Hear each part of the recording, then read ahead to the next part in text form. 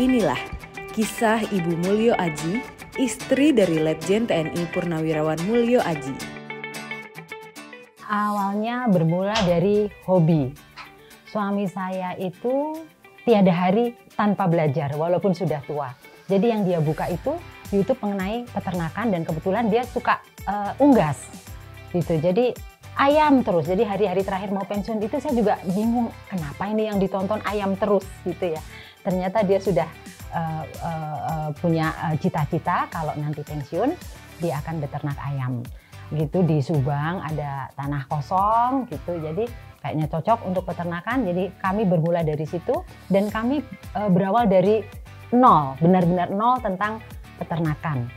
Jadi begitu kami membuka lahan itu di sana, kami juga rekrutmennya itu dari orang-orang sekitar gitu. Dan sekarang kami sudah punya 25 karyawan yang namanya anak di kandang itu namanya anak kandang, Mbak. Tanpa bantuan besar, tanpa investor, hanya semangat dan kebersamaan keluarga, mereka membeli bibit ayam, membuat pakan sendiri, memantau kesehatan unggas, hingga memasarkan hasil panen. Kini berdiri 8 kandang dengan lebih dari 3.600 ekor ayam petelur. Post power syndrome itu kalau orang-orang yang pensiun tuh itu, dan saya bisa memaklumi, Mbak. Alhamdulillah mungkin karena saya udah dengar lama tentang post power syndrome, jadi kami berdua suami istri itu sudah bisa mengantisipasi, Mbak. Gitu. Jangan sampai kita post power syndrome, padahal memang itu nyata adanya, Mbak. Hanya levelnya mungkin ya, mungkin levelnya ada yang ringan, sedang, berat gitu. Tapi ada itu. Jadi saya tahu dia dan saya yakin dia tidak akan mengalami post power syndrome itu karena saya tahu 24 jam buat dia itu masih kurang.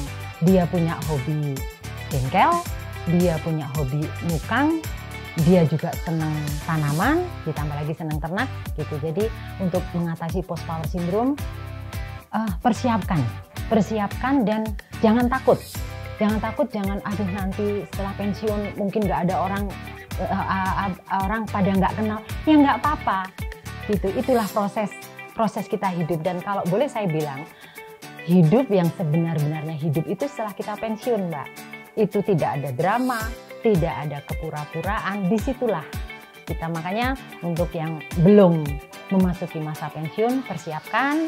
Intinya baik-baik kepada semua orang, kepada kalangan, ke atasan udah pasti ya, Mbak ya, harus gitu. Ke teman, ke bawah, kemanapun kita harus selalu berbuat baik, gitu aja. Insya Allah nanti di masa pensiun juga kita tidak akan mengalami kesulitan. Sekali lagi jangan takut menghadapi masa pensiun. Pensiun itu indah dan menyenangkan gitu.